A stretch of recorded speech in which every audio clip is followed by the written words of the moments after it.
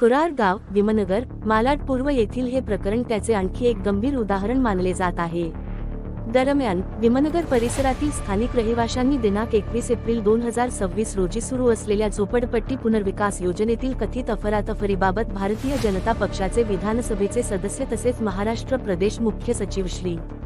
संजय केळणेकर यांच्याकडेही लेखी तक्रार दाखल केली आहे. मालाड पूर्वमध्ये जिथं कुरार विलेज आहे तिथलं भीमनगर, शिवाजीनगर येथील झोपडपट्टी ज्या सोसायटी आहे त्याच्या झोपडपट्टी पुनर्विकासासाठी काही खाजगी विकासक, बोगस डेव्हलपर आमदाराच्या नावाने ज्या पद्धतीने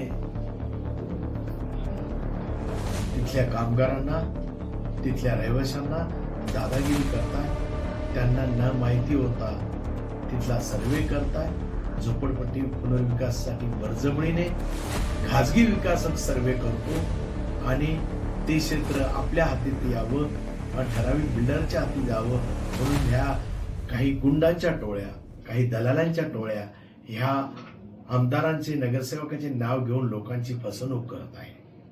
निश्चितपणे हे मुंबईमध्येच होत आहे आणि त्यामुळे कुठंतरी हे थांबलं पाहिजे या दृष्टिकोनातून काही आमची कामगार वर्ग पुढे आलेली आहेत. मी भारतीय जनता पार्टीचा आणि बहुजन कामगार संघाचं काम करतोय, त्यामुळे माझे कामगार काही तिथं राहतात आणि त्यांनी ही तक्रार माझ्याकडे केली. निश्चित मी SRA ही तक्रार दिली आणि त्या अधिकाऱ्यांनाही तंबी दिली. जर तरी काही गुंडांकडनं, काही दलालाकडनं जर असं काम होत असेल तर निश्चितपणे सर्व नागरिकांनी एकत्र येऊन याच्यावरती आवाज उठवा. सरकार तुमच्या पाठीशी आहे, सरकार नेहमी तुमच्या बरोबर आहे आणि सरकार अशी कोणतीच गरीब माणसाची पिळवणूक होऊ देणार नाही.